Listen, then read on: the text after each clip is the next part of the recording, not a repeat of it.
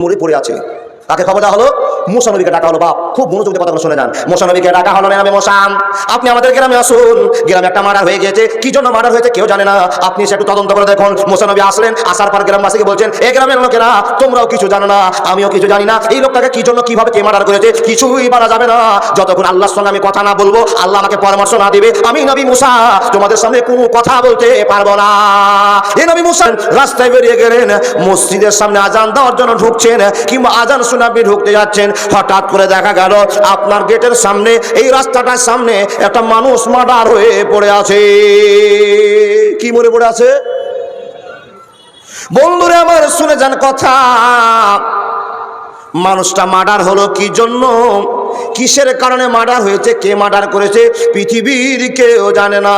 ওই হাল্লা চালু হয়ে গেল, আন্দোলন শুরু হয়ে গেল, আমাদের রাতে জালসা হলো, এত সুন্দর পরিবেশ ছিল, কমিটির লোকেরা গোটা রাত পাহারা দিয়েছে, আর হঠাৎ করে সময়ের ভিতরে কোন এমন লোক সে লোকটাকে মার্ডার করে দিল, কেন এবার মার্ডার করলো কিছু সে জানে না। তদন্ত শুরু হয়ে গেল। বন্ধু আমার, আপনাদের এলাকায় যদি কোনো লোক মার্ডার হয়ে যায় তো আপনারা বলুন তো কোন জায়গাতে চট করে ফোনটা লাগাবে? কাকে ফোন দিবেন গো? পুলিশকে। পুলিশ আসবে, তদন্ত করবে, গোটা গ্রামবাসীর একটা আবেদন থাকবে, ও পুলিশ প্রধান আপনার কাছে আমার আবেদন, আপনি তাড়াতাড়ি করে তদন্ত করে এই এলাকাটাতে একটু ভেরিফাই করে দেখুন তো এই লোকটাকে কে মার্ডার করলো, কেন মার্ডার করলো, আমরা আপনার কাছে আসামি ধরতে চাই, যে আসামিটা মার্ডার করেছে ওকে আপনি খুব তাড়াতাড়ি করে ধরুন। গ্রামবাসীর আবেদন। বন্ধু দেখুন, আবেদন করলেন বটে, কিন্তু সে জায়গাতে পুলিশ প্রশাসন কোর্ট কাছারি কিছু ছিল না। যাকে আবেদন করা যাবে তার নাম হলো হযরত মুসা। জোরে বলুন সুবহানাল্লাহ। লোক মরে পড়ে আছে। কাকে খবর দেওয়া হলো? মুসা নবীকে ডাকা হলো। বাপ খুব মনোযোগ দিয়ে কথাগুলো শুনে যান। মুসা নবীকে ডাকা হলো, নামে মুসা, আপনি আমাদের গ্রামে আসুন। গ্রামে একটা মার্ডার হয়ে গেছে, কি জন্য মার্ডার হয়েছে কেউ জানে না, আপনি সে একটু তদন্ত করে দেখুন। মুসা নবী আসলেন, আসার পর গ্রামবাসীকে বলছেন, এই গ্রামের লোকেরা তোমরাও কিছু জানো না, আমিও কিছু জানি না, এই লোকটাকে কি জন্য কিভাবে কে মার্ডার করেছে কিছুই বলা যাবে না যতক্ষণ আল্লাহর সঙ্গে আমি কথা না বলবো, আল্লাহ আমাকে পরামর্শ না দিবে, আমি নবী মুসা তোমাদের সামনে কোনো কথা বলতে পারবো না। এই নবী মুসা আপনি আল্লাহর সঙ্গে তাই কথা বলুন, আল্লাহর কথা আপনি কথা বলে জিজ্ঞেস করে দেখুন এই লোকটাকে কে মার্ডার করেছে, কি জন্য মার্ডার করেছে, আমরা আপনার অপেক্ষা থেকে গেলাম, আপনি একবার আল্লাহর কাছে জেগে এসে আমাদের সামনে বলে দিন কেন মার্ডার করা হয়েছে। মুসা নবী লোকের চাপে পড়লেন, উম্মতিকে সান্ত্বনা দিলেন, আর সান্ত্বনা দেওয়ার পর বলছেন, উম্মত তোমরা একটু অপেক্ষা করো, আমি আল্লাহর কাছে যাব, আল্লাহ আমাকে যেটা কাজ করতে বলবে সেটা কথা আপনাদের আমি শুনিয়ে দিব, তবে ঝামেলা মিটে যাবে। লোকটাকে কি জন্য মার্ডার করেছে, কি জন্য মার্ডার করেছে সব প্রকাশ হয়ে যাবে। আল্লাহর কাছে আমি চলে যাই খবর শুনতে। আল্লাহর কাছে হযরত মুসা খবর শুনতে গেলেন। আল্লাহর নবী মুসা কালিমুল্লাহর প্রচার আছে, কালিমুল্লাহ টাইটেল আছে রে বন্ধু, আমরা সবাই এটা জানছি। নবী মুসা আল্লাহকে বলছেন, রব্বুল আলামিন আমাদের গ্রামে মার্ডার হয়েছে, এলাকায় মার্ডার হয়েছে, এরা জানতে চেয়েছে রব্বুল আলামিন কে কে লোকটাকে মার্ডার করেছে তার চোর আসামি ধরে দেওয়ার জন্য তোমার কাছে আবেদন করেছি। আল্লাহ তুমি এই ব্যবস্থা করে দাও, গোটা এলাকার লোকেরা আমার কাছে জানতে চেয়েছে কেমন করে চোর ধরা যাবে, আমাকে সিদ্ধান্ত নিতে হবে। তো আল্লাহ আমি তো সিদ্ধান্ত নেওয়ার কেউ নয়, তুমি যতক্ষণ আমাকে সাহায্য না করবে আমি কেমন করে মরা মানুষের কাছে দাঁড়িয়ে গিয়ে বলবো এই লোকটা মার্ডার করেছে, এই লোকটা মার্ডার করেছে। আল্লাহ তুমি পথ ক্লিয়ার করে দাও, কেমন করে চোরটাকে ধরা যাবে। এই আল্লাহর বান্দা বান্দিরা মনোযোগ দিয়ে কথাগুলো শোনার চেষ্টা করুন। আল্লাহ বলছেন, মানুষ শুনে নাও, ওমা মালাকাত আইমানুকুম ইন্নাল্লাহা লা ইউহিব্বু মান কানা মুখতালান ফাখরা। আইনা গাছের ডালে কোকিলা বৈশারে কুহু কুহু শব্দ শোনায় আমারে, কুহু কুহু শব্দ শোনায় আমারে, পাখিটাকে ধরবো বলে উঠেছিলাম গাছের ডালে, ফুরুত কইরা উইরা গেল যাই না ধরা রে। আইনা গাছের ডালে কোকিলা বৈশারে কুহু কুহু শব্দ শোনায় আমারে, কুহু কুহু শব্দ শোনায় আমারে।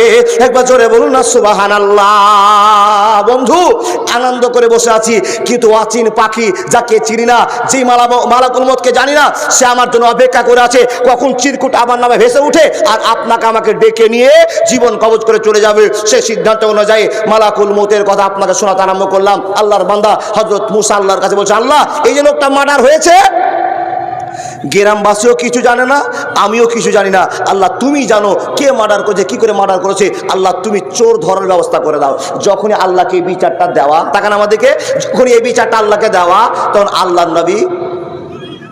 নবী মুসাকে আল্লাহ বলছেন, এ মুসা, ওয়াইয ক্বালা মুসা লিকাওমিহি ইন্নাল্লাহা ইয়ামুরুকুম আন তাযবাহু বাকারা ক্বালু আতাত্তাখিযুনা হুজওয়া ক্বালা আউযু বিল্লাহি আন আকুনা মিনাল জাহিলিন।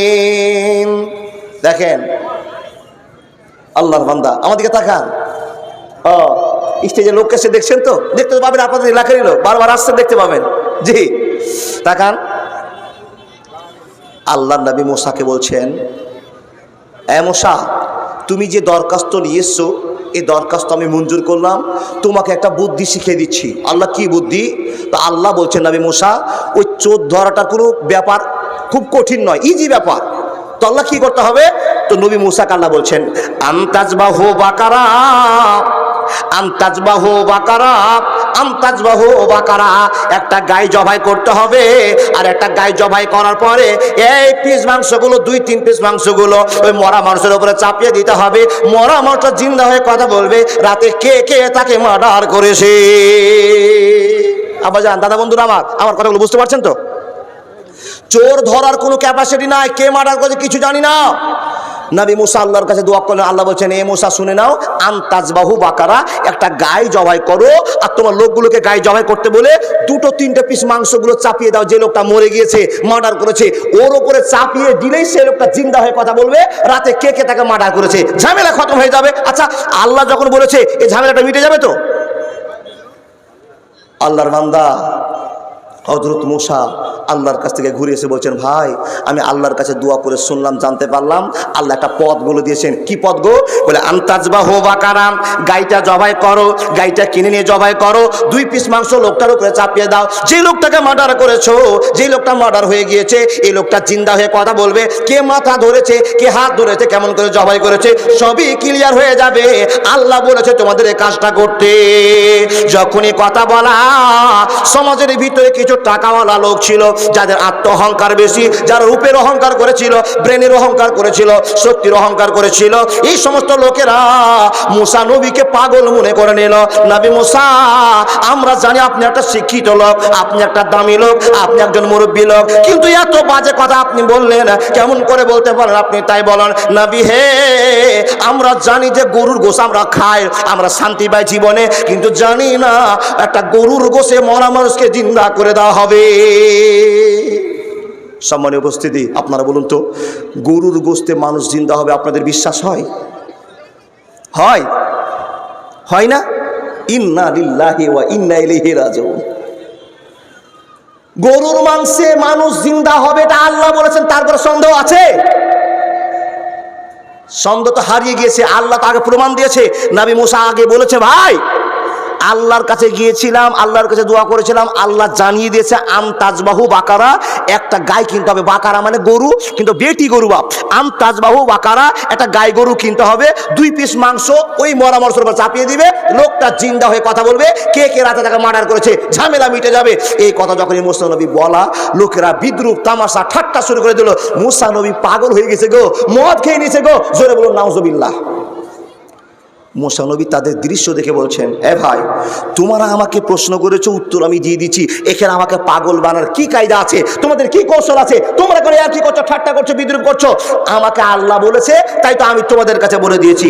যখন এই কথা বলা, তখন কিছু কিছু শিক্ষিত ছেলেরা মুসা নবীর কাছে এসে বলছেন, নবী মুসা, যদি আপনার কথাটাই ঠিক হয়, আপনার কথাটাই যদি রাইট হয়, তো আপনি একবার বলুন তো, আমরা কুরবানি যখন করতে যাই, তখন আমরা কিন্তু গরুর অনেক ডিজাইন দেখি, সুন্দর গরু দেখি, সিং ভাঙা, কানা, ল্যাংড়া কিছু চলবে না, নিখুঁত গরু দেখি, যে একটা মরা মানুষকে জিন্দা করতে হবে ইম্পর্টেন্ট একটা জায়গাতে, আর আপনি বলছেন যেমন তোমরা একটা গরু জবাই করলে হয়ে যাবে। তখন মুসা নবী বলছেন, ভাই, আমাকে আল্লাহ বলেছেন আমতাজ বাহু বাকারা, একটাই গরু জবাই করতে হবে।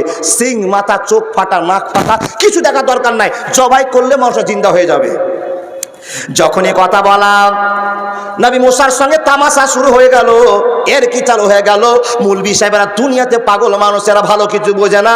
আল্লাহর বান্দারা আপনারা তো তাই করেন, যত বড় পাঞ্জাবিওয়ালাকে দেখতে পাবেন আপনারা সবাই তাকে পাগল মনে করেন, খেপা মনে করেন। কিন্তু না না না, পৃথিবীতে কোনো মৌলবি খেপা নয়, পাগল নয়। আল্লাহর বান্দা, আপনার এলাকার মৌলবি সাহেবের মাথার টুপিটা বেঁকা হয়ে গেছে, খেয়াল করেনি, তাই বলে আপনি পাগল মনে করবেন না। যেরকম প্রশ্ন করবেন মৌলবি সাহেবের কাছে তেমন উত্তর আছে।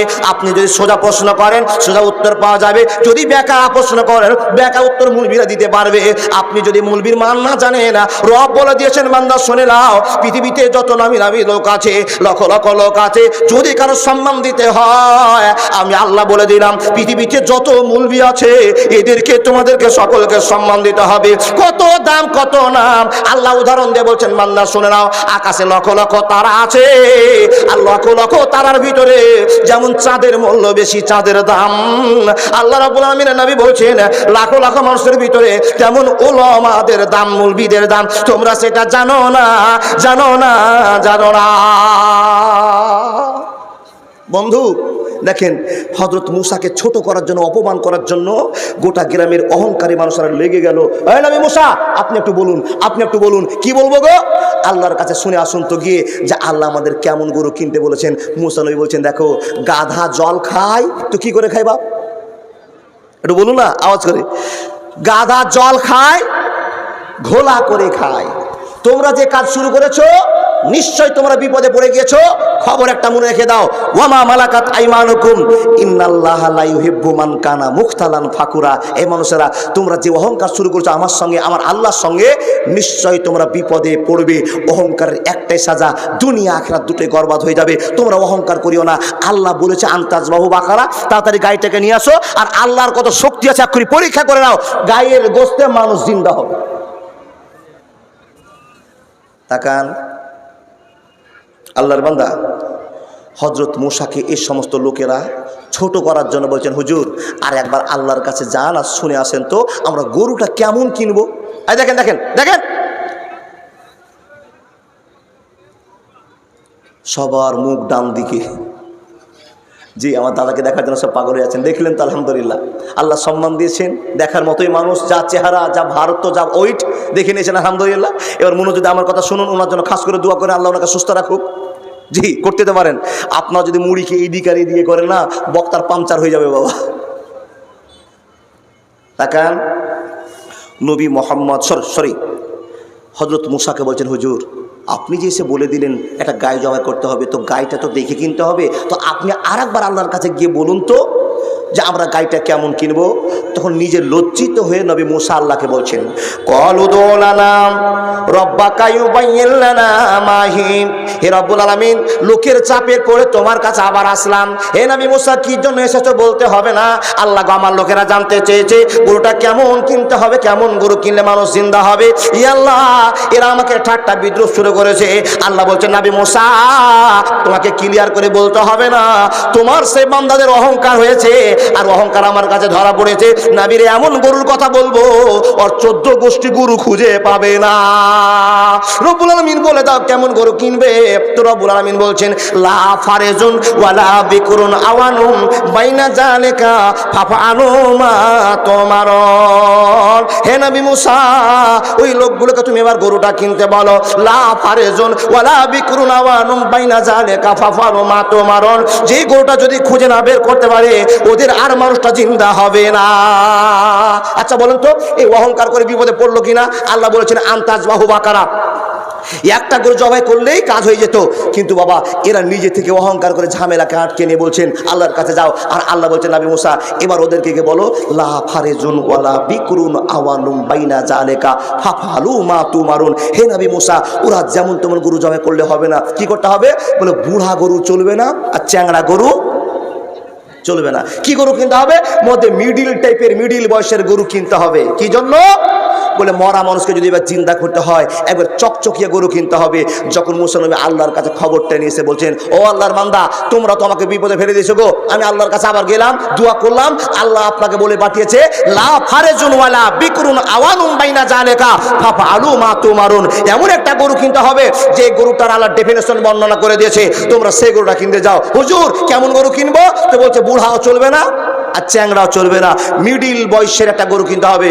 শুধু তাই নয়, শুধু তাই নয়, যে গরুটা এবার কিনতে যাবে মরা মানুষকে জিন্দা করার জন্য, মানুষ তুমি শোনে না, ওই গরুটা কোনো মানুষের জমিতে কাজ করেছে, ওর পিছনে কোনোদিন সরকারি সার উঠেছে, কোনোদিন তাকে ব্যবহার করা হয়েছে, এইরকম গরু হলে আর চলবে না। এইরকম নিখুঁত গরু যদি পেয়ে যাও, আমতাজ বাহু বাকারা জবাই করলে মরা মানুষ জিন্দা হয়ে যাবে, আর রাতে মার্ডার করেছে কেকে সম্পূর্ণ ক্লিয়ার হয়ে যাবে। এ মুসলমান শুনে না, কোনো হালাতে অহংকার করা যাবে না। এদেরকে সাজা শুরু করে দিলেন। হযরত মুসা যখন ক্লিয়ার করে বললেন, এ ভাইরা, আল্লাহ এই কর্ম আপনাদেরকে করতে বলেছে, যখনই করে দেওয়া, আবার 5 প্রকার ছেলেরা উঠে গিয়ে নবী মুসার সঙ্গে তর্ক বিতর্ক চালু করেছে, অন্যায় কথা বলতে আরম্ভ করেছে, নবী মুসাকে ছোট করতে আরম্ভ করেছে, আর নবী মুসার আল্লাহকে ছোট করার সিদ্ধান্ত নিয়েছে। বন্ধুরে আমার, নবী মুসা যখন এই কথাটা বলা, আবার সঙ্গে সঙ্গে বলা, নবী মুসা একবার বলে দিন যে গরুটা কেনার জন্য আল্লাহ সিদ্ধান্ত করেছে, এই গরুটার কেমন রং কিনতে হবে আল্লাহর কাছে আর একবার শুনে আসতে হবে। একবার বললো নবী মুসা, শুনে আসো কেমন গরু কিনতে হবে। একবার শুনে আসলেন, আবার পরে বলছেন, এসে খালি পৌঁছে চার খবরটা দিয়েছে, আবার অহংকারী লোকেরা বলছেন, হুজুর আবার গিয়ে শুনে আসুন না, আমাদের গরুটা কি করে কিনতে হবে, কোন কালার, সাদা কালার না হলুদ কালার না লাল কালার না কালো কালার, কি কালার গরু কিনবো শুনে আসো। নবী মুসা বলছেন, ভাই বেশি বাড়াবাড়ি করিও না, তোমাদের বাড়াবাড়ি কিন্তু খুব হয়ে যাচ্ছে, অহংকার ধরা পড়ে গেছে, অতএব তোমরা আল্লাহর সঙ্গে চ্যালেঞ্জ ছুড়িও না, আল্লাহ তোমাকে বইমুখ করবে, তোমাদের বইমুখ করবে, অতএব তোমাদেরকে যে সিদ্ধান্ত দিয়েছি সে সিদ্ধান্ত অনুযায়ী কাজ করেন। তখন এই লোকেরা মুসা নবীকে ছোট করার জন্য আবার সুপারিশ করছে, হুজুর আরে একবার আল্লাহর কাছে যান না, গিয়ে খালি শুনে আসুন না, আমরা কালারটা কেমন কিনবো, কি রঙের গরু কিনবো, যেই রঙের গরু কিনলে মরা মানুষটা জিন্দা হবে। আচ্ছা বলুন তো, এগুলো অহংকারী কথা নয়? সুবহানাল্লাহি ওয়া বিহামদিহি। নবী মুসা আল্লাহর কাছে গিয়ে বলছেন, ক্বালু দু'উ লানা রাব্বাকা ইউবাইয়িন লানা মা লাউনুহা।